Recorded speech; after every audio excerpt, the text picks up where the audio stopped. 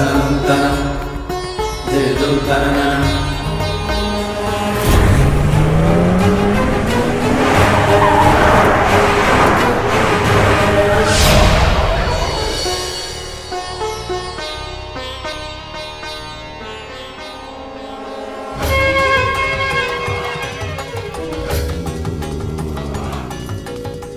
प्रणाम जी प्रणाम।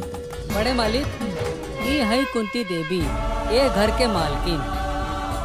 ये घर के सारा निर्णय इन्हें कालेनी आंख मार के। कुंती देवी जी, ये सिद्धार्थ ओबराय जी बानी, हिंदुस्तान के बहुत बड़े बिजनेसमैन। पूरे हिंदुस्तान में इनके 2500 5 स्टार होटल्स हैं और ये हमारे गांव में भी एक बहुत बड़ा 5 स्टार होटल खोलना चाहते हैं, जिसके लिए आपकी आशा खेड़ा वाली जमीन इनको पसंद आ गई है।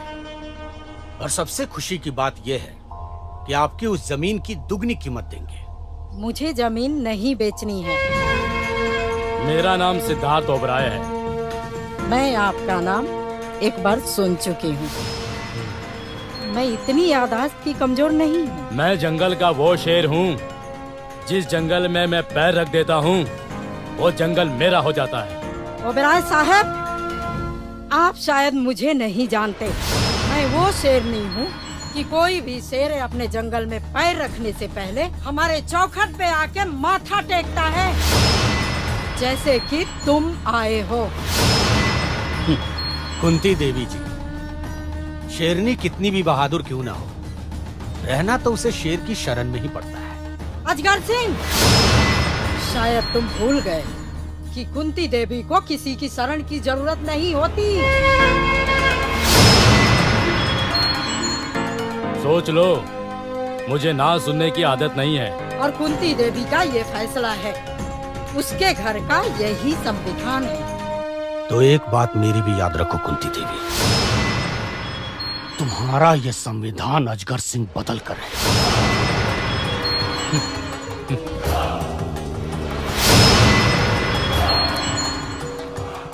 चलिए ओबराय साहब। ये चलो बैठो।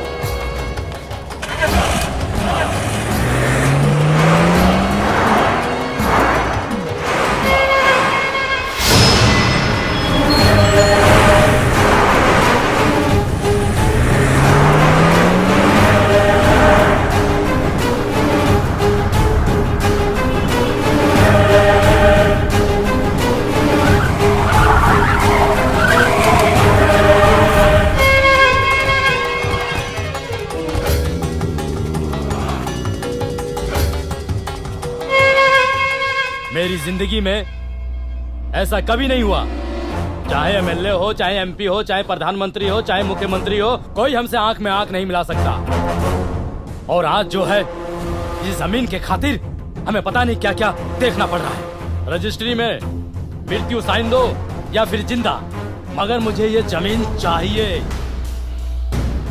ओबराय साहब, आप चिंता मत कीजिए, वो जमीन आप ही की होकर रहेगी। मैं भी वो कमीना हूं जो अपनी चालाकी से शेर के जबड़े से भी शिकार छीन लेता हूं। फिर ये कुंती देवी क्या चीज है, वो कागज पे खुद साइन करेगी या उसकी लाश से साइन करवाऊंगा, लेकिन जमीन आप ही की होकर रहेगी। चाहे मुझसे 10 गुना ज्यादा पैसा ले लो या फिर कुछ भी करना पड़े, ये जमीन मुझे चाहिए। चिंता मत कीजिएगा। ऑल द बेस्ट। ओके।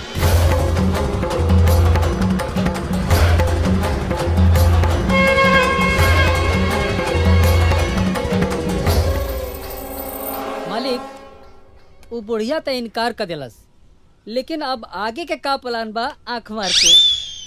शेर अपन शिकार करे से पहले शिकार के खबर ना करेला। हमार का प्लान बा, ये करके दिखाए। अभी तक ले प्राची ना आई। देख लिया हमारी, वो जरूर मोट होके आई। देखा, अभी से टोका टोकी मत करा लो। ओके, आ तो जाए तो पहले। मम्मी जी, अब प्राची बबनी के शादी कर दिया जाए। अरे दामाद जी, ओकरा के घरे तो आ जाए देही। अभी घरे आयल ना कि बस विदाई के भी तैयारी करे लगनी। ये देखिए, आगे आगे। कैसन बाड़ू माई? एकदम बढ़िया। बेटा, इतना साल के बाद आइलू तो सच में बड़ी बड़ हो गई बड़ू। तू लोग हमारे इंतजार कर रहे लोग। हाँ, तेरा होखे वाला पति के इंतजार बा, समझ गईलू? माई ये आवाज लागता कि हम जाना तानी के मैं देख लू थोड़ा विदेश पढ़े का चल गई, अपना बहन के ही भूल गई। अरे ना रे दीदी, हम तरह के कैसे भुला सकीला, तू हमार बड़ दीदी बाड़ू नो। देखा तू अपन दीदी के भुलैया तो भुला जाइए, कोनो बात नहीं। ये जीजा जी के मत भुलैया, क्या है कि जीजा और साली के रिश्ता बहुत अनमोल होखेला। बिल्कुल जीजा जी, हम तरह की भुलाइए ना सकीला, क्या काहे बात कि हमनी के ऊपर राउर बहुत बड़ एहसान बा। ई पगली से शादी जोन करे ना तो कौन राय करा के मिलल रही। आज बताओ तनी अरे छोड़ जा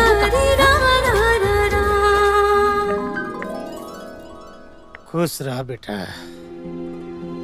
तू तब बहुत बड़ा हो गई रे। हमार बोतलियों से बर हो गई बेटा। अच्छा रहुआ दारू पिए के अलावे और कोई काम धंधा बा? चलो बेटा, तेरा भूख लागल चल बा। चल चल चलो अंदर। पियबू तब बेटी नु बड़बड़ हो जलबू गई सर, का लेकिन ये नहीं होखेला। सुधर सका। पियबू तब नु जलबू कि का होखेला। आज बेटी आइल बा, खूब पियम। प्राची, तारा खाती एक बहुत बढ़िया लड़का देख ले बानी, हमार मामा के लड़का। देखा ना अगले महीना लंदन से आयल है वो, और तहार ओकर जोड़ी बहुत अच्छा लगा। हाँ माई, गांव के कोनो नीमन लड़का देख के कर बियाह करा दे, ना तो पढ़ते पढ़ते बुढ़ा जाए। ए अब हम गांव के लड़का से शादी करब? हम गांव के लड़का से बिल्कुल शादी ना करब। गांव के लड़का खाली गवार जाहिल किस्म के होला सन। अच्छा बेटा, तो कैसा लड़का चाहिए और तोरा के? पागल वैसे ही। हम तो ऐसे लड़का से शादी करब जौन मखमल के बिस्तर पर सोवत हुई,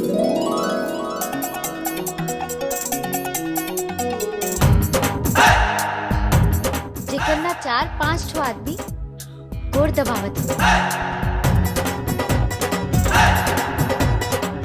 और बहादुर तो इतना हुई केहू के एक थप्पड़ मार दी ना तो वो जमीन पर गिरला के बाद उठबे ना करे।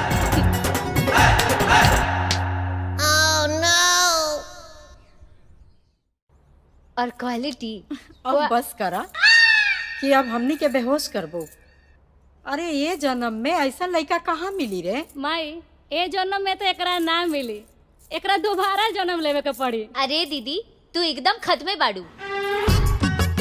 अगर ए जन्म में हमके वो लड़का ना मिली ना तो हम कुंवारे रहो।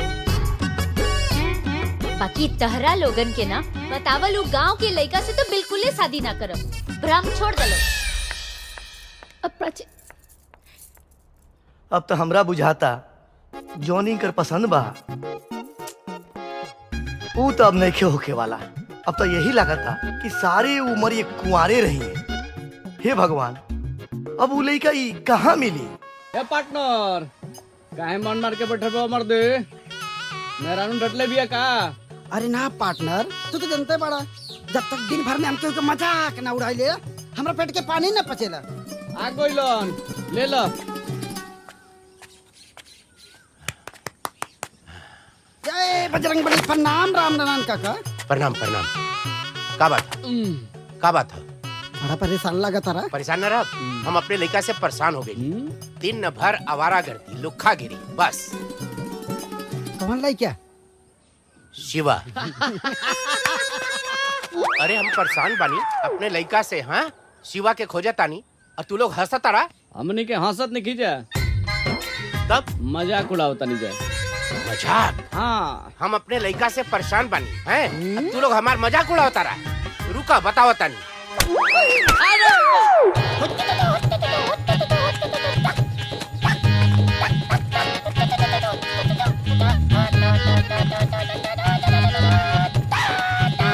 अरे मजनुआ। हाँ चाचा। शिवा के कहीं देख ले? शिवा के तो आज नजर नहीं के पड़ल, मगर चाचा कल राते ऑर्केस्ट्रा में आए हैं। बिचुलिया के कमर में डाल के हाथ ये नचले एगो आजा दी चाचा। शिवा के लेके एगो ऑर्केस्ट्रा खोला, एकदम धूम से खोला। इतना अच्छा। नोट कमाई बने इतना कि छाप लेबा, तू छाप लेबा। ऑर्केस्ट्रा खोल दे हैं? बताओ तारी तोरा क्या आज? रुक रुक रुक।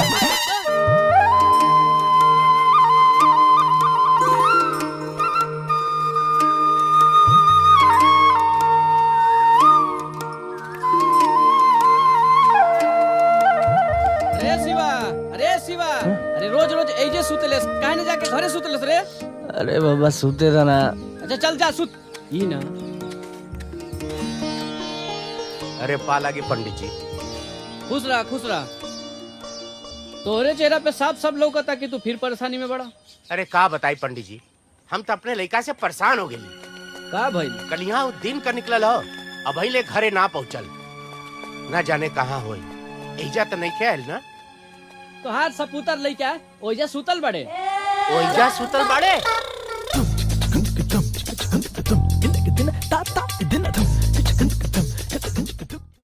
यहाँ सुतल बाड़े? कौन है रे कुत्ता के बच्चा? तोर बाप। अरे बाबूजी। हाँ।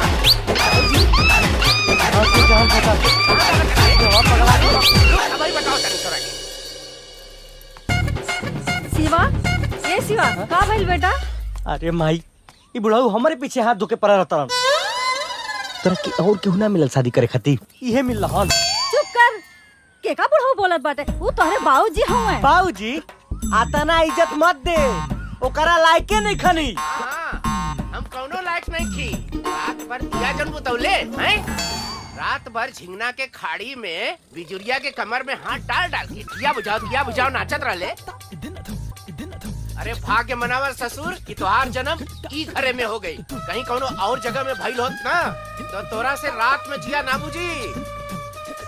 ए चाचा, ए हेलो, ई रात में ना दिनों में दिया बुतावेला। हम बुढ़ऊ लगता नहीं? हाँ? हमरा बुढ़ऊ कहता रे? ना हो, राम नारायण नाम है तोहार। निर्लज बेहया, आपन जिंदगी में अरे माई, शर्म घोल घोल के पी गइल बड़े। देखली इनका के बाबूजी कहे वाला रहनी हम, लेकिन लायके नहीं खन। हम जाते हैं। अरे शिवा, ए बेटा कुछ खा ले। बुढ़ावे के खियावो। क्या जी? जब देखो मेरे पेटे के पीछे पड़ा लाले हाथ धोके। तोरा के बस एक के चीज दिखाला कि हम तोरा बेटा के पीछे पड़ल बानी। अरे हम जैसे कर्जा ले ले बानी और कुल हमार जियब मुहाल कर देले बाड़न, रास्ता में चलब मुहाल कर देले बाड़न, मालूम हो तो है? अरे कितना सपना देखनी हम कि हमार सिवा कमाई, हमार कर्जा में हाथ बटाई, हमार कुल कर्जा चुक जाई, और तू खाली दुलार कह के हमरे लड़का के बिगाड़ रतारू। रउआ परेशान ना होई, हमार दिल कहत बा हमार बेटा एक दिन बहुत बड़ा आदमी बनी। बहुत बड़ा आदमी बनी। चले, गुस्सा मत करें, चलिए कुछ खा ले। चलिए। मम्मी जी, बहुत दिन से हमारा मन में एक बात चला था। प्राची बिटिया खाती ना हुआ कहीं तो हम शादी के बाद चलाएं। एकरा से अच्छा का हो सकेला? रउआ बात बढ़ाई कल जाई। रउआ से अच्छा के सोच सकेला?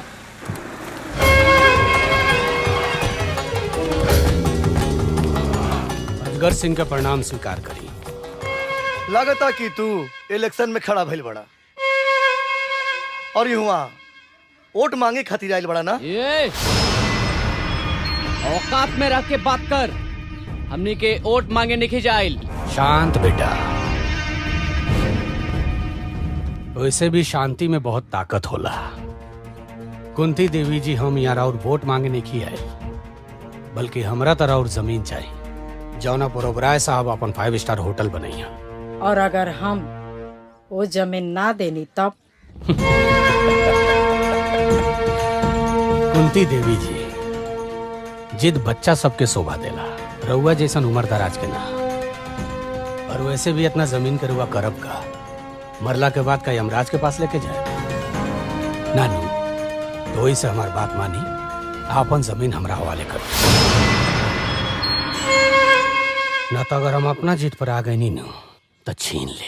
अजगर सिंह, तू जमीन तोहरा बाप के लगावल आम के बगीचा ना हा कि जब मन करी तू जाके तोड़ ले बा। वो कुंती देवी के जमीन हा। वहाँ पर एगो परिंदा के भी पर मारे खातिर हमरा से आदेश लेवे के पड़ेला। तो हमहू कोनो ऊ परिंदा ना हई जौना के दाना चुगे खातिर केहू के आदेश लेवे के जरूरत पड़े, बल्कि हमहू ऊ परिंदा हई जौन अपना उड़ान से दाना चुगे के तरीका बदल देला।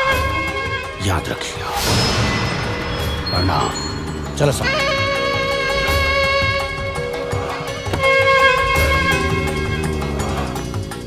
लड़की कौन है? मालिक, ई लड़की है बुढ़िया के छोट लड़की बिया, आ शहर से पढ़ के आयल बिया आंख मार के। बैठ। मम्मी जी रवा तनिको चिंता मत करे। एकरा नियर कितना कुकुर अइलन और गइलन। हम बानी ना, हम सब ठीक कर दे। गधा। पैसा वापस कईल मतलब अजगर के हार। हम कबो हारल नहीं की सिखले। अब तो हमरा पैसा, जमीन और लड़की तीनों चाहिए। लड़की? कौन लड़की? ई बात हमरा समझ में ना आई। मुनीम, अगर तोरा हमारी बात समझ में आ जाए तते हमरा जगह मालिक रहतीस। मुनीम ना। बैरो बेटा। जी पापा। वो लड़की के पटाओ। लड़की? कौन लड़की? वह लड़की जन शहर से पढ़ लिख के आयल बिया। काहे कि गाय के पास पहुंचे खातिर बछड़ा से दोस्ती कईल बहुत जरूरी होला।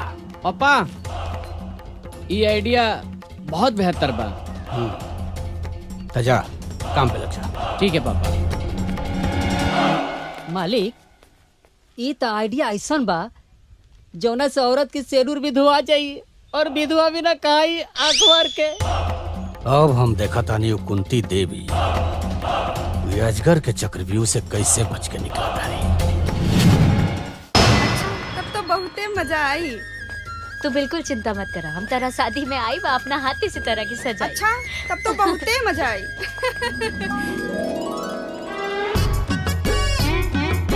अरे मिलल रे। नहीं रुका खोजा तनी। आज तवार हो, आज मछरी खाई के बा। हाँ, रुका रुका रुका। अरे अगावा देख ना। मिल गई भैया, पकड़ ले बानी। रुको, फेंका तनी। रुको रुको, फेंका तनी। भागे मत। हैं? लकड़ी की मछली कहता बे। इका बदतमीजी है। चल सॉरी बोल। सॉरी? हाँ। हाँ, गलती तो हनी के बा।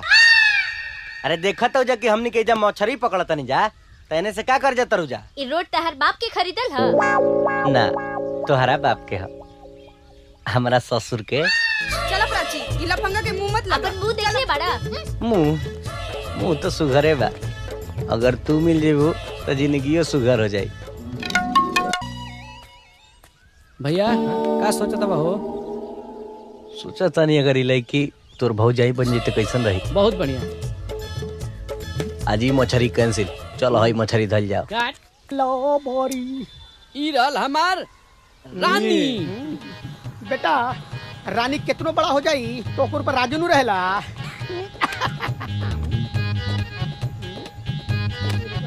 का बात बा भाई, इतना टेंशन में काहे बाड़ा? मूड खराब बा का? ऐसन कोनो बात नहीं है यार, हम ठीक बानी। भाग मारता बा, झूठ बोलता बा तू। सुन, हमनी के दोस्त जाना तोर, बताओ अपन प्रॉब्लम, शायद हो सके तो तोर हेल्प कर सकी जा। बोला भाई बोला। हमारा काम करे के बा। तोनी के दोस्त हो सन न, कोनो काम बताओ सन यार, हम काम कइल चाहता नहीं। बस इतने सा बात खातिर मुंह लटके ले बड़ो। अरे महाराज, अरे काम तो इतना बनो कि काम करे वालन के कमी हो गइल बा। बोला कवन काम करबा? देख, मजाक मत कर। आज हमारा दिमाग पहले ही से खराब बा। ता हमहू मजाक नहीं करत, सही बोला तारी, बुझाइल नु। रुक, अरे सोनू, अरे जुम्मन चाचा के बैंड में आदमी की जरूरत बा। बटे हाँ, बैंड में काम करबा। हम कहीं काम करब यार। आज बाबूजी के बात हमारा दिल में घर कर गिल बा। हमरा अब खाली पैसा कमाए के बा। पैसा कमाए के बा, पक्का नू। अरे तो नहीं के खेला सन, हम जुम्मन चाचा के यहाँ भेज के आवतनी। चल चल चल चल चल जल्दी चल। अरे रुक रुक रुक रुक। अरे सलाम भाईजान। हाँ, वालेकुम सलाम। हम आपके 2 दिन से खोजता नहीं। 2 दिन से खोजता हमके का बात हुए? असल में हमरा आपके बैंड पार्टी में काम चाहिए। हम एगो आदमी खोजत रहनी काम खाते, कल से तू आज हमारा काम पे। आज कल त्योहार बा का? नहीं तो नहीं नहीं तो इतना बन ठन के कहाँ जाते? पापा कोनो जरूरी बा कि कोनो त्योहार हुई तबे केहू तैयार हुई? ओ का बात बा ना माई, नेहा के शादी बा। अरे बेटा खाली दूसरे के शादी में जेबू कि अपनो शादी करे के सोचबू? पापा रवा लोग के हमरा शादी के अलावा और कोनो दूसर काम ना सुझेला? जब देखा तब। देखो बेटा, तोहर पापा सही कहता नहीं। तू कब अपन शादी करबू? वैसे हम एगो लड़का देख ले बनी, लेकिन ओकरा से ब्याह तोहरा करे के पड़ी। माई हम कितना बेर कह चुकल बानी कि हम बियाह अपन पसंद के लड़का से करब, जे घर जमाई ना बने। अब हमके देरी होता, हम जाता नहीं। ठीक बा, जल्दी आ जाइए जी।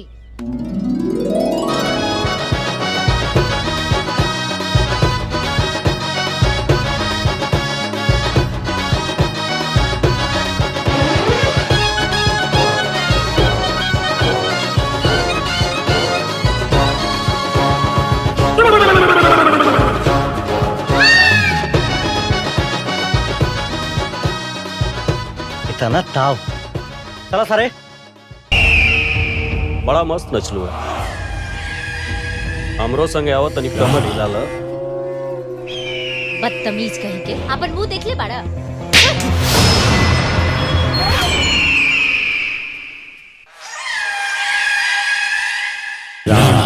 ये थप्पड़ मार के ते अच्छा ना कर।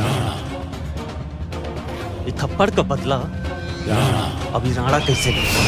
ए भैया, चुनाव कितना गर्मा गर्मी के माहौल चला था, दिमाग काम नहीं के करा और वो सुनते में डूबल बनी। ये बताई कौन पार्टी जीती, भाजपा की कांग्रेस? कांग्रेस तो ना जीती, हाँ बीजेपी जरूर जीती है बार। ये कैसे हो सकेला? बीजेपी कैसे जीती? आज तक वो का कइले बा? अरे ना गठबंधन जीती, गठबंधन। अरे गठबंधन ना जीती भाई। काहे काहे गठबंधन ना जीती? गठबंधन जीती? देखा यो बता रहे। आओ देखो चाचा, ओ काका, अरे काका आ गए। आजकल बड़ा हरा हरा सब्जी खाता रहा। अरे हरा हरा भाजी ना खइहन, बेटा नचनिया बजरिया हो गइल बा।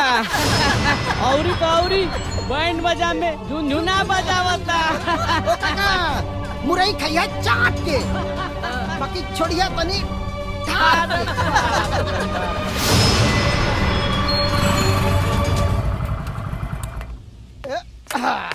माई, ए माई, अरे हेने आओ रे। देख आज हम का के आइल बनी। बाबूजी रोज रोज कहत रहन ना, कुछ नहीं के करत, कुछ नहीं के करत। हई देख पैसा कमा के लिए आइल बनी। ना पैसा कहाँ से ले लो है? का काम कर लो? अरे माई, कवन काम करी? नचनिया बनी, गवनिया बनी, हमरे खानदान का नाम रोशन करी, और क्या करी? ओ चाचा, यूज मी, रउआ गलत फहमी में मत रही, बुझाई लूं। हमर भाई ना लड़की बड़ा ढंग से पटावेला। ई पूरा जवार में एकरा जैसे लड़की पटावेला कोई माई के लाल पैदल नहीं खेलेले। तू बहरे चल बेटा, तो के बताओ तनी। माई, ए माई, भाई बुलावत क्या है? काहे बोलत ताड़े? ठीक तो कहा था मजनुआ, तोरा में ऐसन कौनो कमी नहीं खे कि तोहरा के परफेक्ट आवारा नहीं खे कहल जा सके। का बोला कानी जी? अरे बाजे तो बजौले बा, कोनो चोरी कैले बा का? ईमानदारी से काम करे कोनो।